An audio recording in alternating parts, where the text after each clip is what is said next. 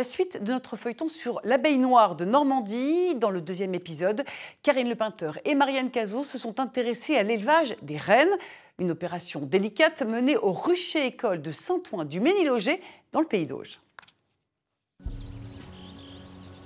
Il fait beau, il fait bon. Les butineuses sont de sortie, dans un endroit propice au repos. C'est le moment idéal pour visiter les ruches. À l'intérieur, ne restent que les ouvrières, occupées à couver les jeunes larves.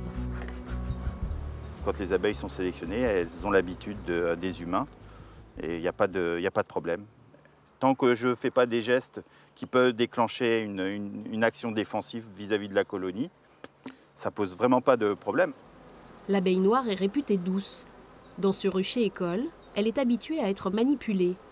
Aujourd'hui, ces apiculteurs expérimentés viennent chercher leur future reine. Donc là, le but de l'opération, c'est de trouver des jeunes larves. La reine pond près de 2000 œufs par jour, qui deviendront des larves. Mais ce qui va différencier la future reine d'une simple ouvrière, c'est son régime alimentaire. La petite larve qui est nourrie par les ouvrières, dans ses premiers 24 heures, elle est nourrie de gelée royale.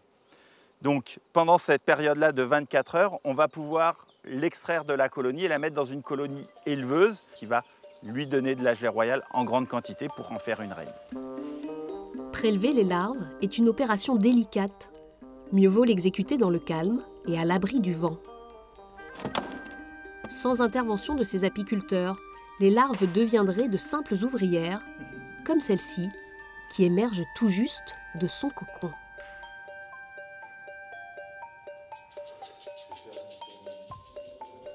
Les petites abeilles comme ça, elles pèsent 0,1 g.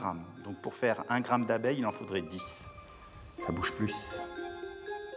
Mais ce sont bien les larves qui intéressent ici ces apiculteurs. 1 millimètre de vie, prélevé au bout du pinceau, puis déposé dans un mélange de gelée royale et d'eau. C'est la technique du greffage, difficile à observer à l'œil nu. Ces cupules en plastique sont ensuite déposées dans une colonie orpheline où les ouvrières vont les nourrir pendant 6 jours avec de la gelée royale. Cette larve a été greffée samedi, donc elle a 2 jours de vie dans une colonie éleveuse. Donc là, on voit la larve au milieu de la gelée royale. Au bout d'une dizaine de jours, la reine vierge sort de son alvéole.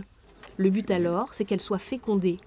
Pour cela, les apiculteurs vont la placer dans une ruchette, avec juste ce qu'il faut d'abeilles pour continuer à la nourrir. Donc là, j'ai ma petite reine qui est ici. Je la prélève. Je la mets dans sa cellule de réémergence.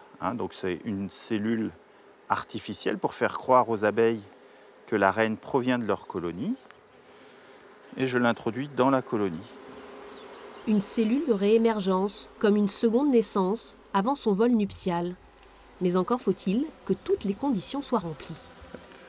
Il faut, pour son vol d'accouplement, que la température soit supérieure à 17 degrés, que le vent soit inférieur à 5 mètres secondes et que le ciel soit clair. S'il n'y a pas ces conditions-là, elle attendra le jour suivant et ainsi de suite, jusqu'à temps que la météo puisse lui permettre de faire son vol d'accouplement. Si la reine est une abeille noire pure souche, rien ne garantit le pédigré de ses amants. D'où l'intérêt de définir des zones peuplées d'abeilles autochtones uniquement. C'est le principe du rucher conservatoire. Dans le prochain épisode, nous découvrirons celui de l'Ivaro.